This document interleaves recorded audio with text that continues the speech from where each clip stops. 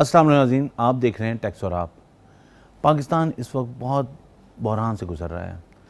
सियासी अनस्टेबिलिटी, माशी बहरान, ये सब क्यों है? क्योंकि पाकिस्तान का टैक्स सिस्टम सही नहीं है। हम अगर देखते हैं तो आज तक हम ये बात ही नहीं डिसाइड कर सके कि रेजिडेंट पाकिस्तानी को अपनी कौन कौन सी इनकम पे टैक्स देना है।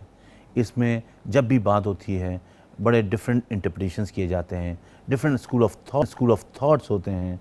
लोग दूसरी जगहों पे अपना टैक्स कटाते हैं, देते हैं वहाँ पे, लेकिन आवाज़ भी नहीं निकलती। लेकिन पाकिस्तान में टैक्स देने पे उनको बहुत बड़ा इतराज़ होता है। वो कहते हैं कि हमने वहाँ टैक्स दे दिया तो पाकिस्तान में टैक्स हम क्यों दें, जबकि उनको पाकिस्तान को तरजीह देनी चाहिए। अगर कोई टैक्स बनता है तो पाकिस्तान में वो टैक्स उनको देना चाहिए।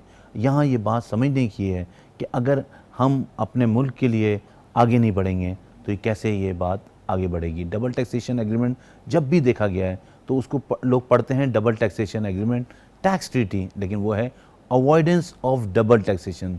उसका मतलब है कि आपको एक जगह टैक्स देना है। तो जब आपको एक जगह टैक्स देना है तो वो जगह पाकिस्तान क्यों नहीं? और ये समझने की बात है कि हम क्यों पाकिस्तान को प्रायोरिटी नहीं देते। और जब तक हम पाकिस्तान को प्रायोरिटी नहीं देंगे हम जो है इसी तरह स्ट्रगल करते रहेंगे। ये चीज़ बड़ी इंपॉर्टेंट है कि डबल टैक्सेशन एग्रीमेंट जहाँ भी साइन होता है, जो सिग्नेटरी कंट्रीज़ हैं, उसका एडवांटेज ये है कि अगर आपका वहाँ टैक्स कट जाता है तो पाकिस्तान में उसको आपको क्रेडिट मिलता है। और उसके अलावा जो आपकी liability as a resident Pakistan में बनती है उसको ओवर एंड अबव आपको पे करना होता है। हमें यहाँ ब्रेक लेना है, ब्रेक से वापस आएंगे अपने मेहमानों से बात करके बाद।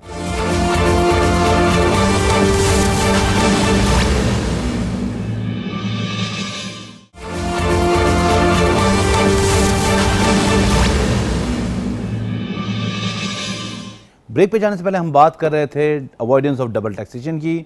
हमने बात की कि डबल टैक्सेशन एग्रीमेंट ये नहीं कहता कि आपको टैक्स नहीं देना, वो ये कहता है कि आपको एक जगह टैक्स देना है। हमें ज्वाइन किया डॉक्टर इकरामुल हक साहब ने, उनसे बात करते हैं। उनकी बड़ी गहरी नज़र है बड़ी जुरिसडिक्शंस पे टैक्स के हवाले से, DTA के हवाले से, OECD मॉडल के हवाले से उन्होंने काफ़ी काम किया। अस्सलाम वालेकुम डॉक्टर साहब। अस्सलाम वालेकुम। जी वालेकुम सलाम, कैसे सर अल्लाह का शुक्र, बहुत शुक्रिया आपने बीमारी के बावजूद ही हमें ज्वाइन किया। डॉक्टर साहब ये हम बात कर रहे हैं अवॉइडेंस ऑफ डबल टैक्सेशन की। यहाँ पे जो इस वक्त जनरल परसेप्शन है वो ये है कि अगर मैंने कहीं दूसरे जुरिडिक्शन में टैक्स दे दिया है और उस पर मैं पाकिस्तान में मुझे टैक्स देना है, जो रेजिडेंट पाकिस्तानी है तो उस पर पाकिस्तान पे टैक्स नहीं देना है। ये बड़ी डिबेट चल रही है, बड़ा इसमें डिस्कशन हो रहा है। तो आप इसको कैसे देखते हैं कि ये डबल टैक्सेशन एग्रीमेंट का बेसिक मॉडल क्या है, उसकी स्कीम क्या है? जी देखिए काशिफ अनवर साहब, डबल टैक्सेशन जो है वो बेनिफिट के लिए होते हैं। अगर किसी रेजिडेंट को under the double taxation treaty जो है फ़ायदा हो रहा हो तो फिर वो उसकी प्रोविज़न जो है वो अवेल करता है। अगर उसको डोमेस्टिक लॉ में फ़ायदा हो रहा हो तो जाहिर है फिर वो डोमेस्टिक लॉ को फॉलो करता है। अगर उसको किसी एक जुरिस्डिक्शन में टैक्स लग गया है तो कुछ ऐसी इनकम्स हैं जिसके ऊपर एक ही कंट्री को जो है टैक्स लगाने का अख्तियार होता है, कई जगह सोर्स पे, किसी जगह रेजिडेंस की बुनियाद पे। और कुछ इनकम्स ऐसी हैं जो वहाँ भी टैक्स होती हैं जहाँ पे आप रहते हैं और वहाँ भी टैक्स होती है जहाँ सोर्स होता है। अब ये डिपेंड करता है कि हम किस किस्म की इनकम की बात कर रहे हैं। अगर तो एक्सक्लूसिव जुरिस्डिक्शन मिसाल के तौर पे प्रॉपर्टी इनकम की जो है वो उस कंट्री में होती है जहाँ पे आपकी प्रॉपर्टी सिचुएटेड है। अब अगर वो कंट्री ना भी टैक्स लगाए तो दूसरी कंट्री उस पर टैक्स नहीं लगा सकती अगर डबल टैक्सेशन एग्रीमेंट मौजूद है। मगर जैसे बिजनेस इनकम है, अगर आप PE है तो फिर आपको वहाँ भी टैक्स देना पड़ेगा जो इनकम PE से रिलेटेड है, और उस मुल्क में जहाँ के आप रेजिडेंट हैं वहाँ तो टैक्स होगा ही टोटल वर्ल्ड इनकम पे। इस तरह से रॉयल्टी है, फी फॉर टेक्निकल सर्विसेज है, डिविडेंड है और इंटरेस्ट इनकम जो पैसिव इनकम है, इसके ऊपर दोनों कंट्रीज को टैक्स लगाने का अख्तियार होता है। मगर फिर ट्रीटीज के अंदर उसका एक टैक्स रेट जो है मैक्सिमम कैप कर दिया जाता है कि अगर दूसरी कंट्री भी टैक्स लगाएगी, यानी कि अगर उसको रेजिडेंट कंट्री को भी टैक्स देना है और सोर्स कंट्री में कोई भी टैक्स देना है तो फिर एक कैपिंग कर ली जाती है कि इससे ज़्यादा जो है वो टैक्स रेट जो है वो अप्लाई नहीं होगा। तो बिजनेस इनकम यूजुअली फिर PE ना हो तो वो एग्जम्प्ट हो जाती है, मगर कोई अगर ऐसी आइटम ऑफ इनकम हो जिसका जिक्र किसी और आर्टिकल में हो तो फिर यहाँ पे ये होता है कि जो बाकी आइटम्स है वो अवेल करती हैं और बिजनेस वाला जो आर्टिकल है वो अप्लाई नहीं करता। अच्छा डॉक्टर साहब, अगर हम ये देखें इसको इस तरह, तो ये जो है इसका मतलब अगर मैं रेजिडेंट पाकिस्तानी हूँ तो मुझे तो अपनी वर्ल्ड इनकम पे टैक्स देना है। जी बिल्कुल बिल्कुल। और मैं अगर इन जुरिस्डिक्शन में मेरे एसेट्स हैं या मेरी आमदनी है जहाँ पे मेरा पाकिस्तान का उस कंट्री का डीटीएस साइन है, तो वहाँ पे एक सर्टेन टैक्स मैं देता हूँ, फिर पाकिस्तान में आके मुझे अपनी इनकम को पाकिस्तान के रेट के मुताबिक टैक्स देना पड़ेगा। जी कुछ जगह तो देखें जो है वो exemption by way of elimination है कि कई सोर्सेज ऐसे हैं कि एक कंट्री टैक्स करेगी, किसी जगह पे अगर दोनों पे फिर आपको वहाँ पे टैक्स क्रेडिट मिल जाएगा। जैसे हमने बात की अभी रॉयल्टी की, अगर मैं रॉयल्टी के ऊपर टैक्स दे देता हूँ रेजिडेंट कंट्री में और मुझे सोर्स कंट्री भी टैक्स लगा देती है, तो सोर्स कंट्री में जो मैंने टैक्स पे किया होगा उसको मैं रेजिडेंट कंपनी में as a tax credit claim कर लूंगा। तो इस तरह से जो ट्रीटीज होती हैं उसमें कई इनकम्स तो ऐसी हैं जो एक्सक्लूसिवली एक ही जुरिस्डिक्शन में टैक्स होती हैं। अगर आप रेजिडेंट भी हैं तो आपको लेकिन वो इनकम फिर वहाँ दिखानी पड़ती है। वैसा सोर्स कंट्री में आपकी रेंटल इनकम है, मगर आप रेजिडेंट में अगर वो नहीं भी टैक्स हो रही तो आपको वो रेंटल इनकम दिखानी जरूर पड़ेगी। उसको आप फिर ट्रीटी का हवाला देकर कहेंगे जी ये यहाँ टैक्स नहीं होती है। और जहाँ डबल टैक्सेशन है वहाँ पे एक जिस कंट्री में भी आपने टैक्स दिया उसके बाद जहाँ के आप रेजिडेंट है वहाँ आप उसका टैक्स क्रेडिट क्लेम कर लेते हैं। अच्छा डॉक्टर साहब, ये जो अगर हम ओएसी मॉडल को देखें, ये by the passage of time evolve कर रहा है। पहले वहाँ पे शेल होता था, अब वहाँ मे भी टैक्स कर दिया उन्होंने। तो ये जो चीज़ है इसमें फिर अगर मैं कोई ऐसी जुरिस्डिक्शन से मैं काम कर रहा हूँ जहाँ पे टैक्स एग्जेम्पशन है, तो दूसरी जगह अगर टैक्स एग्जेम्पशन नहीं है तो वो मुझे कभी भी पैसा बगैर टैक्स के ले जाने नहीं देते हैं। तो ये मे बी का वर्ड क्या इंटेंशनली है आपके ख्याल में, या कोई इसमें कोई विजडम क्या है इसके पीछे?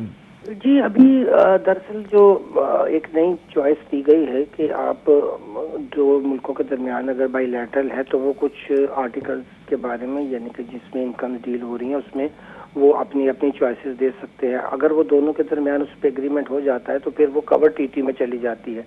मिसाल के तौर पर अगर दुबई में इस वक्त रेंटल इनकम पे टैक्स नहीं है और पाकिस्तानी चाहते हैं कि हम यहाँ उसको टैक्स करें और दुबई में क्योंकि उसको कोई पर्सनल इनकम टैक्स है ही नहीं, तो फिर उनको दुबई की साथ ये कवर ट्रीटी में लाना पड़ेगा कि अगर आप वहाँ टैक्स नहीं लगाएंगे तो फिर हम इसको पाकिस्तान में टैक्स कर लेंगे। तो आपके ख्याल में मे बी इसीलिए किया गया कि अगर वहाँ एक जगह टैक्स होगा ये? जी जी बिल्कुल ठीक है। अच्छा, और ये जो हम पाकिस्तान अगर कॉन्टेक्स्ट में देखते हैं, ये 111 का जो सेक्शन है जहाँ पे ये कहा गया है कि आप पाकिस्तान में जो पैसे रेमिटेंस का, जो पहले पाकिस्तान में एक ब्लैंकेट ओपनिंग थी, फिर उन्होंने उसको कम करते करते नैरो डाउन करते करते अब 5 मिलियन पे लेके गए। तो आप इसको पाकिस्तान के टैक्स सिस्टम पे कैसे देखते हैं इसका इम्पैक्ट?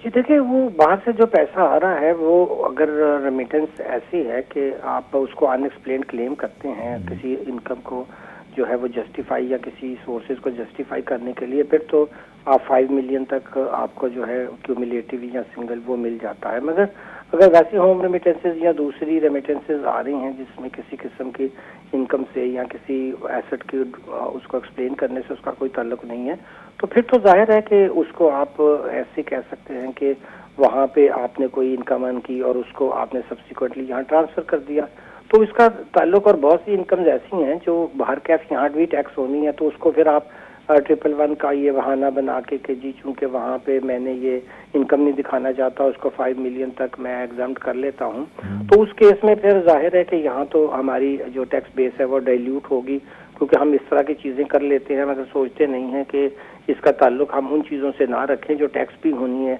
और उसकी वजह से फिर हमें नुकसान भी होता है। मगर ये आप देख ही रहे हैं कि FATF से बाहर निकलने के बावजूद भी हमारे टैक्स लॉज में अभी तक ऐसी प्रोविजंस मौजूद हैं जिनको नहीं होना चाहिए। अच्छा, अगर आप इसको इस तरह देखेंगे, ये जो एक 111 के सेक्शन की हम बात कर लें, ऑफशोर एसेट में उन्होंने कहा है कि ईयर ऑफ डिस्कवरी कर दिया है। जी जी। तो अब लेकिन अभी भी लोग पाकिस्तानी जो हैं अपने एसेट्स, अपने बैंक अकाउंट डिक्लेयर करने में पूरी तरह तैयार नहीं है।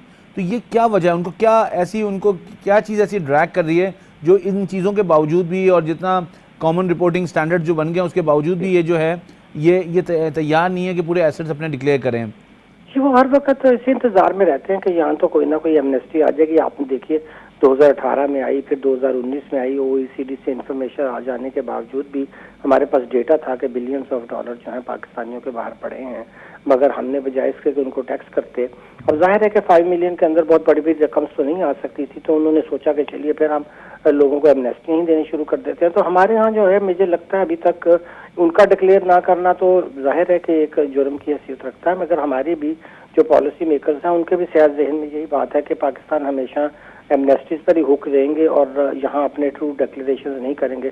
सारी दुनिया में तो इसका बिल्कुल बरक्स हो रहा है। वो चाहते हैं कि अब आप ऑनेस्टली और डिलीजेंटली अपनी टोटल वर्ल्ड जो एसेट्स हैं उनका जो है वो वहाँ पे आप ज़रूर उसको शो करें जहाँ के आप रेजिडेंट हैं, मगर हमारे यहाँ अनफॉर्चुनेटली अभी ऐसा नहीं हो रहा।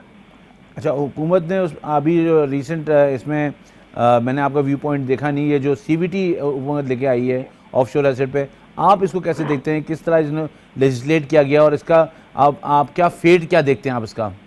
देखिए, उसमें दो पहलू हैं मेरी नज़र में। एक तो ये है कि अगर आप एंट्री 50 को देखें तो उसके अंदर इमूवेबल प्रॉपर्टी को तो टैक्स लगाने का इख्तियार 2000। सर, अगर हम यहाँ इमूवेबल प्रॉपर्टी की बात करें तो ये प्रॉपर्टी टैक्स की बात कर रहा है या क्या? आपके ख्याल में क्या इंटेंट क्या है यहाँ पे कॉन्स्टिट्यूशन में? जी, कॉन्स्टिट्यूशन की इंटेंट तो ये है कि एनी काइंड ऑफ, ये तो देखिए एक तो नेगेटिवली काउच्ड है, यानी कि tax on capital value of asset, फिर कॉमा लगाकर उन्होंने कहा कि नॉट बीइंग टैक्सेस, यहाँ सिंगुलर ने यूज किया, not being taxes on immovable property. इसका मतलब है कि इमूवेबल प्रॉपर्टी से रिलेटेड कोई टैक्स भी अब फेडरल गवर्नमेंट यानी कि हमारी नेशनल पार्लियामेंट जो है वो नहीं इम्पोज कर सकती है।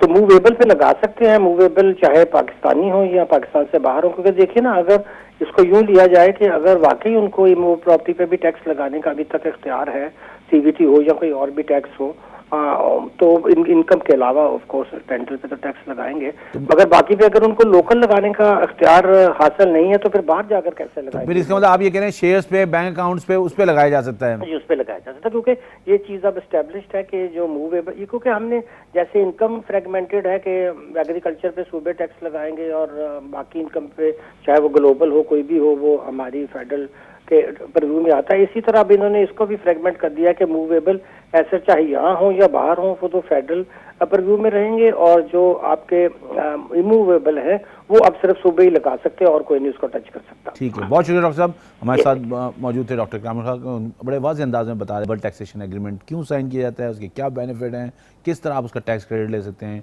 और क्यों कंट्रीज़ जो आपस में साइन करती हैं। उन्होंने कहा कि जो एक्सचेंज ऑफ इंफॉर्मेशन है उसके तहत इंफॉर्मेशन फ्लोट कर रही है और अभी तक लोग जो हैं इसी इंतज़ार में हमारे यहाँ रहते हैं कि कोई ना कोई एमनेस्टी आएगी। तो इस तरह पूरी तरह डिक्लेरेशन नहीं हो रहा, लेकिन वो उनका ख्याल था कि डिक्लेरेशन होना चाहिए। सीयूटी उन्होंने कहा कि मूवेबल एसेट्स पे गवर्नमेंट लगा सकती है लेकिन इमूवेबल एसेट्स पर नहीं आ सकती एंट्री 50 के तहत। हमें यहाँ ब्रेक लेना है, ब्रेक से वापस आएंगे तो अपने दूसरे मेहमान से बात करेंगे। वापस आते हैं ब्रेक के बाद।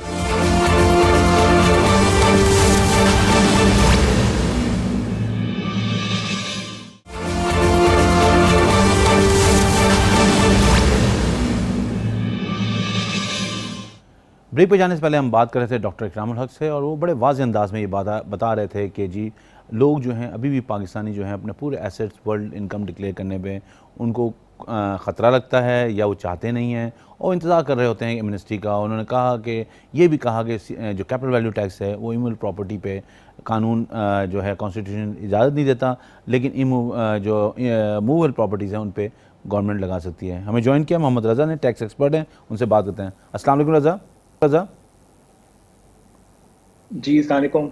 बहुत शुक्रिया आपने हमारी वक्त में। रज़ा, हम बात कर रहे हैं इस वक्त जो पाकिस्तान में इस वक्त टैक्स का नया एक जिसे कहना चाहिए बौछार कह सकते हैं, जो आपके वर्ल्ड इनकम है, वर्ल्ड एसेट है, एक नई डिबेट शुरू हो गई है। उसमें डबल टैक्सेशन एग्रीमेंट की भी लोग इंटरप्रिटेशन कर रहे हैं। उसके बाद सेक्शन 11 है। तो आप सेक्शन 11 की लाइट में क्या देखते हैं? अगर मैं रेजिडेंस पाकिस्तानी हूँ तो मुझे किस तरह अपनी पूरी इनकम को दिखाना चाहिए, नहीं दिखाना चाहिए? क्या मैं पाकिस्तान में टैक्स होऊंगा या डीटीए की वजह से मैं अगर दूसरी जगह पे मेरा टैक्स कट गया है तो क्या मुझे पाकिस्तान में उस पर टैक्स नहीं देना? जी, अस्सलाम वालेकुम। इसमें देखिए, ये कानून तो हमारे यहाँ बहुत पुराना है, कुछ नया नहीं है और ज़्यादातर दुनिया के मुल्कों में यही कानून है कि अगर आप किसी मुल्क के टैक्स रेजिडेंट हैं तो आपको अपनी वर्ल्ड वाइड इनकम के ऊपर टैक्स देना होता है। तो हमारे यहाँ भी ये कानून कोई नया नहीं है, सिर्फ इसकी आगाही में शायद मसला था, जिसकी वजह से पास में 2018 और 2019 में 2 एसेट डिक्लेरेशन स्कीम्स आई थी जिसमें लोगों ने अपने मामलात को रेगुलराइज किया है। तो आज की तारीख में कानून बहुत सिंपल है। सेक्शन 11 के हिसाब से भी देखें तो उसमें यही है कि अगर आप पाकिस्तानी रेजिडेंट हैं तो आपको वर्ल्ड वाइड इनकम पर टैक्स देना है, लेकिन इसी के साथ साथ कानून में कुछ गुंजाइशें भी रखी हुई हैं कि अगर आपने किसी और मुल्क में उसी इनकम के ऊपर टैक्स दिया हुआ है तो आपको क्रेडिट मिल जाता है। अगर सैलरी इनकम होती है उस पर बाहर टैक्स दिया हुआ है तो पाकिस्तान में एग्जेम्प्ट होती है। और कुछ केसेस में जो लोग टेम्परेरीली पाकिस्तान में रेजिडेंट बनते हैं, जैसे कोई एम्प्लॉयमेंट के लिए लोग आते हैं या एक्सपैट्रिएट होते हैं या बहुत अरसा बाहर रहने के बाद पाकिस्तान वापस आते हैं, उन सबको कुछ अरसे के लिए पाकिस्तान से बाहर की इनकम की एग्जेम्पशन भी दी हुई है। तो ये कुछ सहूलतें जो दी हुई हैं। इसके अलावा जो डबल टैक्स ट्रीटीज हैं उसमें भी कुछ गुंजाइशें तो मौजूद ये हैं। ये कानून तो बहुत क्लियर है ना कि 11(5) जो है वो कहता है कि आपकी अगर पाकिस्तान सोर्स हो या आपकी पाकिस्तान से आउटसाइड पाकिस्तान सोर्स हो, दोनों को मिला के अपने आप का रिटर्न फाइल करना है। वो इनकम कोई भी हो, वो इनकम कोई भी हो, कोई इबाम इसमें कोई इबाम नहीं है। आपको शामिल करना है। हाँ, कुछ इनकम्स की एग्जेम्पशन या कंसेशन दिए हुए जो मैंने आपको भी बयान किए। उसके अलावा आपको हर इनकम पाकिस्तान में being a resident person Pakistan में उसका गोशवारा दाखिल करना है। और 103 के तहत उसको क्रेडिट भी मिलेगा। जी, अगर डबल टैक्स होगा तो आपको क्रेडिट मिलेगा, लेकिन दुनिया के कानून की तरह आपको एक्सेस टैक्स का रिफंड नहीं मिलता। अगर आपने बाहर के मुल्क में ज्यादा टैक्स पे किया हुआ है और पाकिस्तान में कम बनता है तो आप कुछ नहीं पे करेंगे। अगर कम पे किया हुआ है तो आप डिफरेंशियल पे करेंगे ताकि आपकी ओवरऑल टैक्स लायबिलिटी मतलब वो एब्जॉर्ब हो जाएगा, लेकिन रिफंड नहीं होगा। जी जी बिल्कुल। अच्छा, अगर 102 को हम देखें तो उसमें उन्होंने कहा कि सैलरी इंडिविजुअल की अगर बाहर से इनकम आती है तो उसको कैसे आप देखते हैं कि यहाँ पे बहुत सारे लोग जो है ना बाहर से इनकम कमाते हैं और कहते हैं हमारी इनकम बाहर से आ रही है इसलिए हमें जो है टैक्स नहीं देना। नहीं, मेरा ख्याल है 102 में सिंपल ये लिखा हुआ है कि अगर आपकी foreign source of income salary foreign source income नहीं, अगर आपने सैलरी की इनकम बाहर कमाई है और वो किसी ऐसे मुल्क में कमाई है जहां पर आपने टैक्स दे दिया है, तो इररिस्पेक्टिव ऑफ कि उसका क्या क्वांटम है, वो पाकिस्तान से ज्यादा है कि कम है, वो पाकिस्तान में एग्जेम्प्ट है। नहीं, लेकिन अगर वहां कोई टैक्स नहीं कटा, अगर वहां टैक्स नहीं कटा है और टैक्स नहीं हुआ है तो फिर क्या सूरत हाल होगी? फिर आपको पाकिस्तान में टैक्स देना पड़ेगा वो हमारे कानून के हिसाब से। हाँ, जो कि नॉर्मल जो भी एप्लीकेबल रेट होगा उसके मुताबिक आपको टैक्स देना पड़ेगा। बिल्कुल ऐसे ही। अच्छा, अब अगर हम इसको देखते हैं तो 109A जो है वो कंट्रोल्ड फॉरेन कंपनीज का आया है, तो इसको आप कैसे देखते हैं? क्योंकि पाकिस्तान में इस वक्त लोगों की, बहुत सारे लोगों की ऑफशोर कंपनीज हैं, वहाँ पे कुछ पैसिव कंपनीज हैं, कुछ एक्टिव कंपनीज हैं, तो इस कानून ने इस सेक्शन ने बड़ा वाज़ेह अंदाज में, तो ज़रा हमारे नाज़रीन के बताएं कि वो किस तरह कंट्रोल इनकम को डिफाइन किया गया है, कंट्रोल कंपनी को। देखिए, जो कंट्रोल्ड फॉरेन कंपनी का कॉन्सेप्ट है वो चंद बरस पहले आया है और उसका मकसद ये है कि अगर कोई पाकिस्तानी रेजिडेंट है, मतलब उसकी बहुत सारी कंडीशंस है, मैं बहुत सलीस ज़बान में गुफ्तगू करूंगा कि अगर आपकी कोई कंट्रोल्ड कंपनी बाहर है और वो कोई एक्टिव बिजनेस नहीं कर रही, पैसिव इनकम कमाती है और एक सर्टेन थ्रेशोल्ड से ऊपर कमाती है, तो आमतौर पे ये होता है कि कंपनी और कंपनी की इनकम शेयर होल्डर के हाथ में उस वक्त टैक्स होती है जब वो डिविडेंड की फॉर्म में उसको रेमिट होती है। तो ये अगर आप एक्टिव बिजनेस कमा रहे हैं तो कोई भी मतलब पैसिव को तो आपने यहाँ डिक्लेयर करना, पैसिव को तो यहाँ डिक्लेयर करना पड़ेगा। अगर आप वहाँ एक्टिवली काम कर रहे हैं तो फिर उसका डिविडेंड आपको यहाँ पे, या सैलरी इनकम है वो यहाँ टैक्स देना पड़ेगा उस पर। नहीं, देखिए, बुनियादी बात ये कि कंपनी और उसका शेयर होल्डर दो सेपरेट पर्सन हैं। एब्सोल्युटली। तो हमारे यहाँ भी जो कॉन्सेप्ट है वो ये कि अगर कोई कंपनी पैसे कमाती रहती है और वो अपने शेयर होल्डर को डिविडेंड नहीं देती, तो वो उस वक्त तक उस शेयर होल्डर के हाथ में कोई टैक्सेबिलिटी अराइज नहीं होती जब तक कि उसको डिविडेंड ना मिल जाए। बिल्कुल ठीक है। अब इसमें दुनिया में ये होता था, ये कानून यूएसए में 1969 में आया था, हमारे यहाँ तो बहुत बाद में आया है, कि कंपनी के गार्ब के अंदर लोग अपनी इनकम बाहर पार्क करते रहते थे और उसको पाकिस्तान या अपने मुल्क में नहीं बुलाते थे, तो वो पाकिस्तान में टैक्स नहीं होती थी। सही है। तो उसको उन्होंने एक लॉ लेकर आए हैं सीएफसी का कि आप बेशक उससे डिविडेंड ना रिसीव करें, लेकिन हम आपको उसकी इनकम के ऊपर इन अ वे एक्रूअल के ऊपर टैक्स देंगे। जब कभी आप डिविडेंड लाएंगे आपको दोबारा टैक्स नहीं देना होगा। तो ये बेसिकली एक एडवांस टैक्स ऑन डिविडेंड है कि जो अमाउंट आपने फ्यूचर में कभी डिविडेंड के तौर पे रिसीव करनी है वो आप आज हमें हर साल के हिसाब से सीएफसी की या नहीं, ये तो एक बात हो गई रजा, ये तो एक बात हो के हिसाब से देते हैं। बिल्कुल ठीक है, लेकिन वो जो कंपनी है जो वहां एक्टिवली काम कर रही है उसको पाकिस्तान में तो टैक्स नहीं होना। नहीं, वो हो सकती, इसलिए कि वो कंपनी अगर पाकिस्तानी रेजिडेंट नहीं है तो उसकी इनकम की टैक्सेबिलिटी पाकिस्तान में उसी हद तक रिस्ट्रिक्टेड है जिस हद तक उसने पाकिस्तान से इनकम कमाई है। वो वहां तक आमतौर पे एट्रीब्यूट होगी, उसके अलावा नहीं होगी। जी बिल्कुल बिल्कुल, मिसाल के तौर पे मेरी कोई दुबई में कंपनी है और वो दुबई ही से इनकम कमा रही है, तो उस कंपनी की कोई इनकम पाकिस्तान में टैक्स नहीं होगी, लेकिन उस कंपनी ने जो मुझे डिविडेंड फ्यूचर में देना है, वो डिविडेंड मेरे हाथ में आज टैक्स हो सकता है। ये कंट्रोल फॉरेन कंपनी का बुनियादी प्रिंसिपल है। जो कंट्रोल फॉरेन कंपनी है वो चूंकि एक नॉन रेजिडेंट कंपनी होगी, उस नॉन रेजिडेंट कंपनी की इनकम पाकिस्तान में टैक्स करने की बात नहीं हो रही। उसकी इनकम पाकिस्तान में सिर्फ उस वक्त टैक्स हो सकती है अगर उसने पाकिस्तान से कोई इनकम कमाई हो। ठीक है। अगर कोई फॉरेन कंपनी है और उसने बाहर से कमाई है इनकम, उसकी पाकिस्तान में टैक्सेबिलिटी नहीं है, लेकिन उसकी वो इनकम जो कि पाकिस्तानी शेयर होल्डर को कभी फ्यूचर में डिविडेंड की मद में आ सकती है, ठीक है, लेकिन वो आज नहीं आ रही, वो उसको टैक्स करने की बात है। अच्छा, अगर हम 111 को देखते हैं तो 111 में जो है ईयर ऑफ डिस्कवरी आ गया एसेट के लिए। ये पहले लाया गया था, फिर हटाया गया, फिर दोबारा लाया गया। तो आप इसको क्या देखते हैं, क्या इंटेंट है लेजिस्लेचर का, क्या करना चाह रहे हैं वो?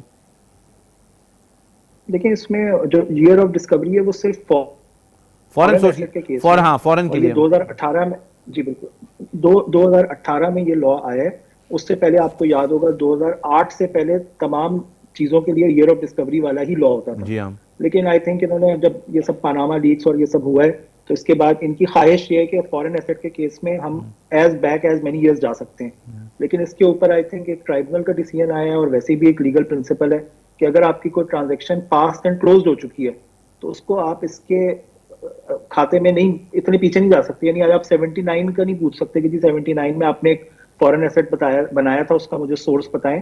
जो पिछले 6-7 साल के अंदर जो भी आपकी लिमिटेशन पीरियड है वो इससे ओवरराइड नहीं होगी। लेकिन शायद इंटेंशन लेजिस्लेचर की यही थी कि वो चाहते हैं कि फॉरेन एसेट के केस में हमारा, बेशक आज कोई बहुत पुराना एसेट भी डिस्कवर हुआ है तो हम उस पर टैक्स कर सकें, लेकिन इसके ऊपर जो overriding principle past and post transaction का है वो लागू होता है। तो ये शायद फ्यूचर में 8-10 साल बाद कहीं जाके इसका कोई फायदा हो। आज ये अपने उसी दायरे कार में ऑपरेटिव रहेगा जो आपके लिमिटेशन पीरियड के अंदर अंदर कोई चीज पकड़ी जाएगी। ठीक है, ये आप अभी, लेकिन कोर्ट ने इस पे अभी कोई फैसला ऐसा वाज़ेह नहीं आया है कि इस जो लेटेस्ट अमेंडमेंट, ट्राइब्यूनल के 2 डिसीजंस हैं। ट्राइब्यूनल के मेरे इल्म में 2 डिसीजंस हैं। एक डिसीजन में उन्होंने कहा है कि नहीं, ईयर ऑफ डिस्कवरी का मतलब है ईयर ऑफ डिस्कवरी बेशक 1950 का है, आपको बताना है। एक आया जिसमें उन्होंने कहा है कि नहीं, पास्ट एंड क्लोज ट्रांजैक्शन को आप नहीं चल सकते। आई थिंक हाई कोर्ट अब डिसाइड करेगा इस कंट्रोवर्सी को कि इसका क्या मतलब है। ठीक है, बहुत शुक्रिया रजा। हमारे साथ मोहम्मद रजा वो बता रहे थे कि किस तरह जो है, अगर जो रेजिडेंट है उसको किस तरह अपनी इनकम को दिखाना है, वर्ल्ड इनकम को, कोई भी इनकम है उसको, अगर आप टैक्स रेजिडेंट है तो आपको उस जगह पे दिखाना है, उस जुरिडिक्शन में जगह है जहाँ के आप टैक्स रेजिडेंट हैं, और आपको क्रेडिट भी मिलेगा, जैसे पहले भी बात हुई, टैक्स क्रेडिट भी मिलेगा, और आपको जो है उसके ऊपर जो है टैक्स का रिफ़ंड नहीं मिल सकता, लेकिन आप अपनी लायबिलिटी के अगेंस्ट उसको एब्जॉर्ब कर सकते हैं। अब हम सबको ये सोचना होगा कि पाकिस्तान के टैक्स खजाने में जो एक भी पैसा उसका जो है ज़ाया हो रहा है वो अवाम का पैसा है। अगर आप ये सोचेंगे तो आप पाकिस्तान के टैक्स के जो ख़जाना है उसको बेहतर बनाने के लिए अपना कंट्रीब्यूशन देंगे, और यही कंट्रीब्यूशन जो है टैक्स रेवेन्यू की सूरत में आपके पास वापस आएगा। ये समझने की बात है, ये आप अपने लिए नहीं, अपने आने वाली जनरेशन के लिए करेंगे। हमें अपने प्रोग्राम को यहाँ क्लोज़ करना है, और इस बात के साथ कि पाकिस्तान जो है उसमें टैक्स जब तक आप नहीं देंगे पाकिस्तान आगे नहीं बढ़ सकता। पाकिस्तान पाइंदा।